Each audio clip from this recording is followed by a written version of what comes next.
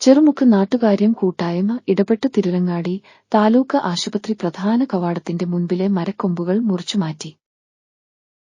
വർഷങ്ങളോളമായി തിരുരങ്ങാടി താലൂക്ക് ആശുപത്രി റോഡിൽ അപകട ഭീഷണി നേരിട്ടിരുന്ന ചീനി മരക്കൊമ്പുകൾ KET എമർജൻസി ടീം മുറിച്ചുമാറ്റി. ഉടൻ മുറിച്ചു മാറ്റണമെന്നാവശ്യപ്പെട്ട് ചെറുമുക്ക് നാട്ടുകാര്യം കൂട്ടായ്മ ഭാരവാഹികൾ പൊതുമരാമത്ത് വകുപ്പ് മന്ത്രി, മലപ്പുറം ജില്ലാ കളക്ടർ, തിരൂർ RTO, നിരത്ത് വിഭാഗം, ഫോറസ്റ്റർ എന്നിവർക്ക് മരക്കൊമ്പുകൾ വെട്ടാൻ പരാതി നൽകിയിരുന്നു.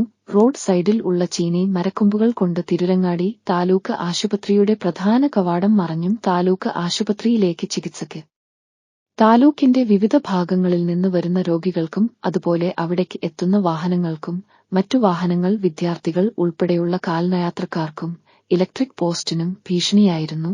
ഇവ ശ്രദ്ധയിൽപ്പെട്ട ചെറുമുക്ക് നാട്ടുകാര്യം കൂട്ടായ്മ മുറിച്ചു മാറ്റണമെന്ന് ആവശ്യപ്പെട്ട് അധികൃതർക്ക് പരാതി നൽകിയത്.